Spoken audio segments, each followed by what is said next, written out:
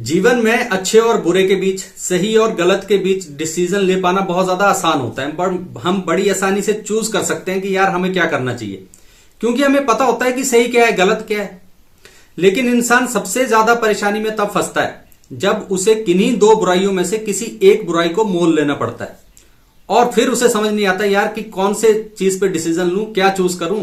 दोनों ही चीजों में आगे कुआं पीछे खाई, ये वाली परेशानी हो गई है। लेकिन ना, आप इस सारी चीजों से घबराइए मत, क्योंकि आज का हमारा ये जो सेशन है उसमें हमने बात करनी है कि कैसे कोई बंदा जो है इस परेशानी से बाहर निकल सकता है, किन्हीं दो बुराइयों में से एक बढ़िया बुराई चुन सकता है और उसे अपनी फेवर में प्ले कर सकता है। ऐसा हो सकता है, लेकिन अगर आप कुछ चीजों का ध्यान अपने जीवन में रखें तो आज हमने यही बात करनी है। सबसे पहली चीज का ध्यान जो आपने रखना है ना, वो ये रखना है कि डिफाइन प्रॉब्लम्स प्रॉपरली, कि आपने अपने जीवन में जो भी किसी समस्या से आप जूझ रहे हैं, जिस भी किसी परिस्थिति में, वहां पे आपने जो भी समस्या है उसको ढंग से डिफाइन करना है। किसी एक बहुत अच्छे इंसान ने कह दिया है कि problems well put is half solved, कि कोई भी समस्याएं जिनको बहुत अच्छे से डिफाइन कर लिया जाए, जिनका पता लगा लिया जाए कि हमारे जीवन में ये समस्या है, हम इस समस्या का सामना कर रहे हैं। अगर समस्या को आप ढंग से आइडेंटिफाई कर लें तो समझ लीजिए कि आपकी समस्या जो है वो आधी सॉल्व हो गई है। अच्छा, इसके साथ एक और चीज का ध्यान रखना है आपने, और वो ध्यान ये रखना है कि जो भी ऑप्शंस आपको मिले हैं और दोनों ही ऑप्शंस आपको लग रहा है कि यार गलत है, क्या चूज करें, तो एक क्राइटेरिया आपने ये भी लगाना है कि भाई कोई भी ऑप्शन जो चूज करूं उसका इंपैक्ट मेरी लाइफ पे क्या होगा, वो लॉन्ग टर्म है या शॉर्ट टर्म है। किस चीज को अपनाकर मैं लॉन्ग टर्म फायदा ले सकता हूं, किस चीज को अपनाकर मुझे शॉर्ट टर्म फायदा होगा, कौन चीज मुझे पूरी उम्र परेशान करेगी, कौन चीज मुझे कुछ समय के लिए परेशान करेगी। ये सारा आंकलन भी आपने कर लेना है। तो ये तो है बिल्कुल बेसिक सा स्टेप कि ये आपको पता होना चाहिए। दूसरी चीज सबसे ज्यादा जरूरी है और सबसे ज्यादा ध्यान से सुनिएगा, बस 2 स्टेप है। दूसरी चीज जो आपको ध्यान रखनी है वो ये कि हाउ प्रॉब्लम्स आर इंटरलिंक्ड, कि कोई भी जो समस्याएं हैं वो आपस में इंटरलिंक्ड कैसे होती हैं, वो आपस में जुड़ी हुई कैसे होती हैं। इस बात को बड़ी गहराई से सुनिएगा। सबसे पहले तो आपने एक चीज ध्यान रखनी है कि हर एक समस्या जो भी हम फेस कर रहे होंगे आज के इस वीडियो के संदर्भ में, जो बुराइयां हम फेस कर रहे हैं उनमें से एक चूज करनी है। आपने ये देखना है कि उन बुराइयों की स्ट्रक्चरल सिमिलैरिटीज क्या है, वो उनका कैसे स्ट्रक्चर जो है वो सेम है। एक बुराई है जो कि आज आपको लग रहा है कि यार इसको अगर मैं करूं तो शुरू में मुझे परेशानी होगी और इस पॉइंट के बाद मुझे इसका रिटर्न मिलने लग जाएगा, यहां के बाद जो है इतना काम हो जाएगा तो फिर मुझे आसानी हो जाएगी। दूसरी बुराई है, उसमें आपको लग रहा है कि यार पहले तो ये आसान होगा लेकिन इस पॉइंट पे जाके ये जो है वो बुराई में बदल जाएगी, यहां से मुझे परेशानी शुरू हो जाएगी। जब आपने इनकी स्ट्रक्चरल सिमिलैरिटीज को आइडेंटिफाई कर लिया तो आप देखेंगे कि कोई एक पॉइंट ऐसा होगा जहां पे ये ना कन्वर्ज कर रही होंगी दोनों बुराइयां, वो कॉमन ग्राउंड होगा। आपने वो ढूंढना है। स्ट्रक्चर सिमिलैरिटीज जब आपको पता लगी ना तो आपका काम आसान हो जाएगा। कैसे? उसके बाद आपने ये करना है कि अगर आप अपनी लाइफ में एक्सपीरियंस्ड हैं तो आप ना कोई आउट ऑफ बॉक्स सॉल्यूशन ढूंढ सकते हैं, क्योंकि अब आपको प्रॉब्लम्स का पूरा पता है कि यार ये कहां से प्रॉब्लम चल रही है, कहां तक किसी एक ऑप्शन में मुझे फायदा मिल रहा है और कहां तक मुझे किसी दूसरे ऑप्शन से नुकसान हो रहा है। जब ये पता लग गया ना, आउट ऑफ बॉक्स सॉल्यूशन होंगे आपके।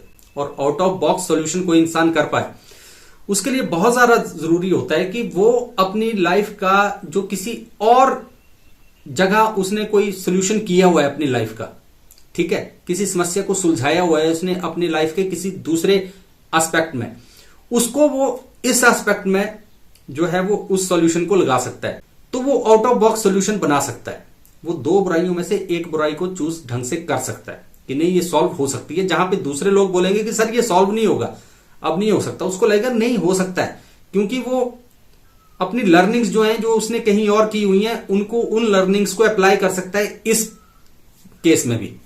ये सबसे बड़ी बात है। तीसरी एक और चीज आपने सबसे जरूरी चीज ध्यान रखनी है कि जब भी इतना कुछ सोचने समझने के बाद आप कोई एस्पेक्ट जो है वो चूज कर लेंगे, कोई बुराई जो है वो चूज कर लेंगे, वो तो उसके बाद आपने ये देखना है कि स्ट्रक्चर सिमिलैरिटीज भी मुझे समझ आ गई, मैं जो आउट ऑफ बॉक्स सॉल्यूशन भी मुझे कुछ नजर आ रहा है, कर सकता हूं मैं।